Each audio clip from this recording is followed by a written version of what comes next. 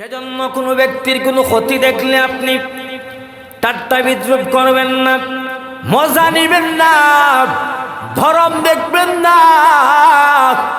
অন্যের কোনো ক্ষতি দেখলে আপনি হাসাহাসি করবেন না, আপনি তামাশা নিবেন না, কারণ সেই ক্ষতি আপনার হতে পারে, আমারও হতে পারে।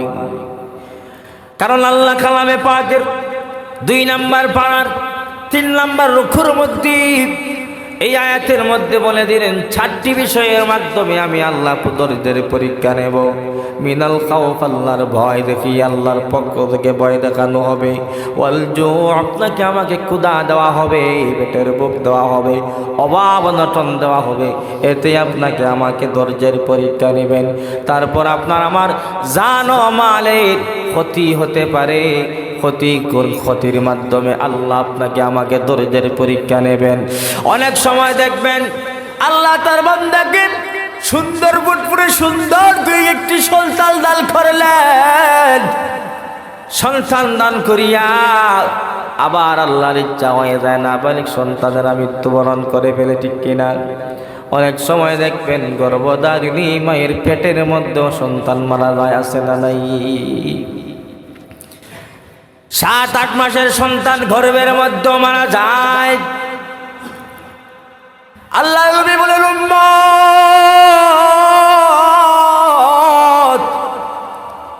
সেই নারী যদি ধৈর্য ধারণ করতে পারে, আল্লাহর উপর বিষয়টি ছেড়ে দিতে পারে, আল্লাহর সন্তুষ্টিতে সে সন্তুষ্ট হয়ে যায়, আল্লাহর শুকরগুজার বান্দা হয়ে যায়, তার কত বড় ক্ষতি হয়ে গেল,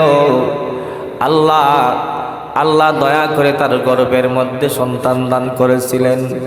আবার আল্লাহর ইচ্ছা হয়েছে পেটের মধ্যে মৃত্যু দিয়ে দিয়েছেন। অনেক সময় মরামৃত সন্তান জন্ম নেয়। ওই মা যদি ধৈর্য ধারণ করতে পারেন, আমার নবীজি বলেন ময়দানে মাহশরে যেদিন কেউ কারো উপকারে আসবে না, সন্তান তার মাকে চিনবে না, মা তার সন্তানকে চিনবে না, বাবা তার সন্তানকে চিনবে না, ভাই ভাইকে চিনবে না, কারণ সবাই বিপদগ্রস্ত হয়ে যাব গো।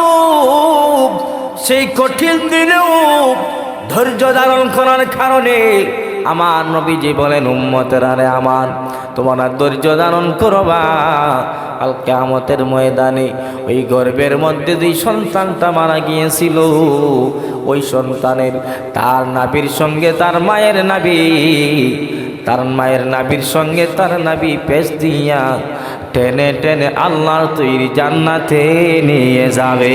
সুবহানাল্লাহ। অনেকটি বর্ণনার মধ্যে পাওয়া যায় গো, নাবালিক সন্তান দেখবেন জন্মের পর অনেক মানুষ সন্তান মারা গেল, আবার দেখবেন 1-2 বছর থেকেও মারা যায়, আবার দেখবেন 8, 9, 10 বছর 12 বছরের ভিতরে, অর্থাৎ বালেগ হওয়ার আগ পর্যন্ত নাবালিক অবস্থায় যেই সন্তান মারা গেল, আর ওই সন্তানের মা এবং বাবা যদি ধৈর্য ধারণ করতে পারে, তাহলে এর পুরস্কার ময়দানে মাহশরে আল্লাহ দিয়ে দেবেন। কি পুরস্কার? হাদিস শরীফের মধ্যে আসলো, আল্লাহর পক্ষ থেকে আওয়াজ আসবে, নাবালিক সন্তানেরা যাও, তোমরা সবাই জান্নাতের মধ্যে চলে যাও। সন্তানেরা জান্নাতের গেটের মধ্যে গিয়ে দাঁড়াইয়া থাকবে, বলবে, আল্লাহ, যেই মা বাবার কোল থেকে আমাদের কি দুনিয়ার জমিন থেকে মা বাবার কোল খালি কোলে নিয়ে আসলা গো, ওই মা বাবাকে আজকে আমাদের সঙ্গে জান্নাতে দিয়ে দাও। সুবহানাল্লাহ। আল্লাহ পাক প্রথমে 2 জন ফেরেশতাকে তার মা এবং বাবার বানিয়ে রূপ ধারণ করিয়ে সন্তানের সামনে দেওয়া হবে।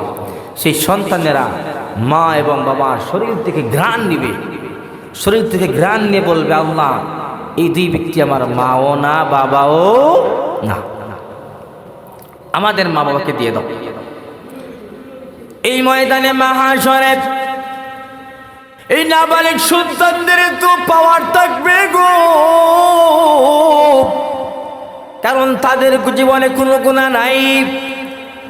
তারা এমন ভাবে আল্লাহর সাথে তর্কে লেগে যাবে। আল্লাহ রাব্বুল আলামিন শেষ পর্যন্ত ফেরেশতাদেরকে বলবেন, ফেরেশতারা রে আমার এই নাবালিগ বাচ্চা, এই নাবালিগ গোলামে তার মা বাবাকে দিয়ে দাও। নাফরমানরা সব নাবালিগ বাচ্চারা তার মা বাবা জামা ধরে ধরে টেনে টেনে আল্লাহ তুই জান্নাতে নিয়ে যাবে। আর জোরে বলুন না সুবহানাল্লাহ। শর্ত হলো সন্তান দেওয়ার মালিক আল্লাহ। আল্লাহু আকবার। সন্তান নেওয়ার মালিক আল্লাহ। অনেকটা আল্লাহ সন্তান দেন না, অনেকটা সন্তান দিলেন আবার নিয়েও নিলেন। শর্ত হলো ধৈর্য ধারণ করতে হবে, তবেই না আপনি সফল কাম হয়ে যাবেন। আল্লাহ বললেন ওয়াবাশশিরিস সাবিরিন, ধৈর্যশীলদেরকে জান্নাতের সুসংবাদ জানিয়ে দাও। ও বন্ধু আমার,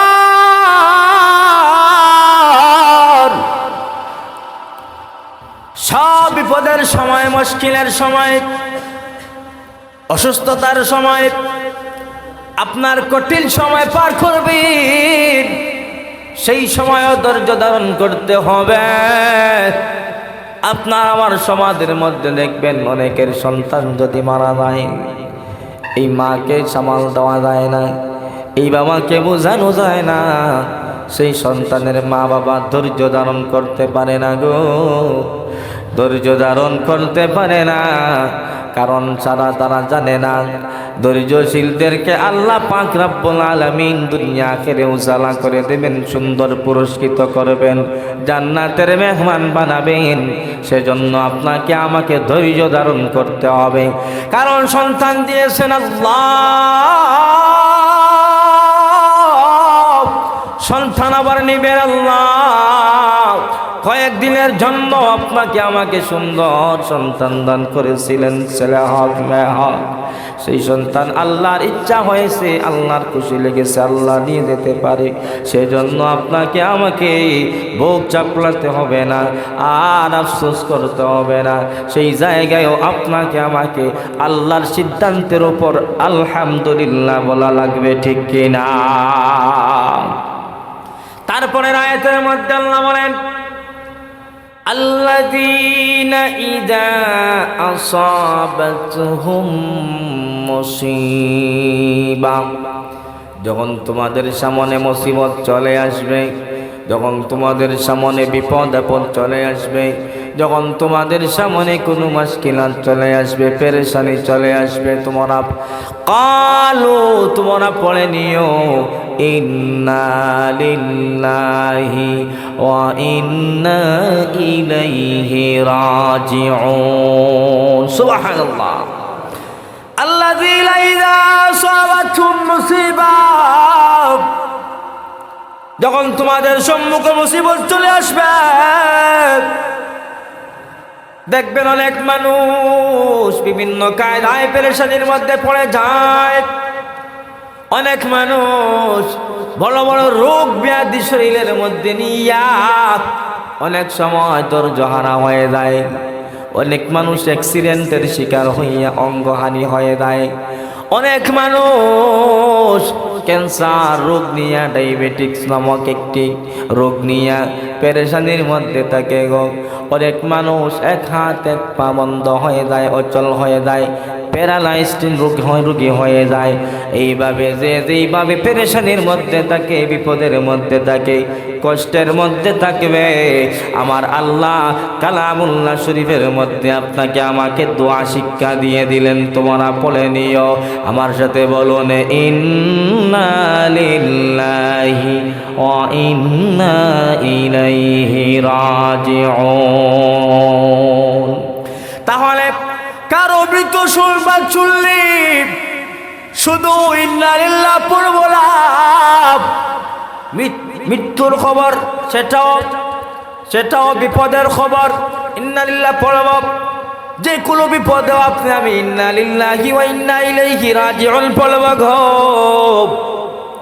আপনার পকেট থেকে লক্ষ টাকা হেরে গেল, আপনার ঘর চুরি হয়ে গেল, আপনার বাসা ডাকাতির শিকার হয়ে গেলেন আপনি, আপনার যে কোনোভাবে আপনি ক্ষতিগ্রস্ত হয়ে যেতে পারেন, আপনার যে কোনো সমস্যায়, আপনার শরীরের যে কোনো অসুবিধার মধ্যে আপনি বড় বড় রোগ ব্যাধি নিয়ে আসেন গো, সব জায়গায় আল্লাহ বলে দিন তোমরা ধৈর্য ধারণ করিও, আর ধৈর্যের কারণে আল্লাহ দুনিয়া খেয়ে উজালা করে দেবেন। সুবহানাল্লাহ। আল্লাহর নবী সাল্লাল্লাহু আলাইহি ওয়াসাল্লাম একদিন অসুস্থ, একজন সাহাবী আসলেন দেখার জন্য। আসার পর যখন কপাল মুবারকের মধ্যে হাত লাগাইলেন, বুক মুবারকের মধ্যে হাত লাগাইলেন, ওই সাহাবী হাত দেওয়ার পর বললেন, ইয়া রাসূলুল্লাহ, ইয়া হাবিবাল্লাহ, আপনার শরীর প্রচণ্ড গরম, প্রচণ্ড জ্বর হয়েছে আপনার, এর বিনিময়ে আল্লাহ আপনাকে কি পুরস্কৃত করবেন? আল্লাহর নবী বললেন, এর বিনিময়ে আমাকে আল্লাহ দুনিয়া আখিরে আল্লাহ পাক পুরস্কৃত করে দেবেন। সুবহানাল্লাহ। সঙ্গে বললেন, ও সাহাবী রে,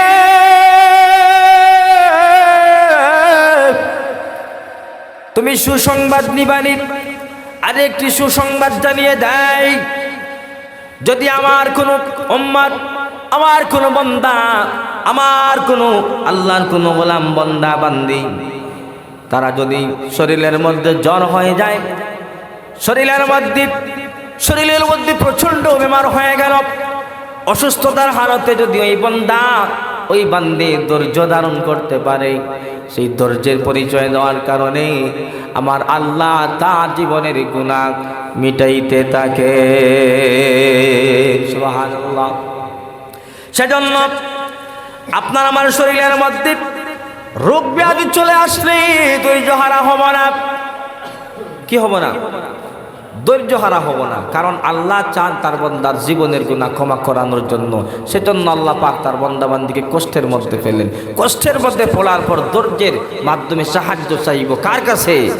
আমি সর্বপ্রথম আয়াত তেলাওয়াত করেছি, ইয়া আইয়ুহাল্লাযীনা আমানুস্তাঈনু, হে ঈমানদারেরা আমি আল্লাহর কাছে সাহায্য চাও দুইটি বিষয়ের মাধ্যমে, একটি হলো নামাজ আর একটি হলো ধৈর্য।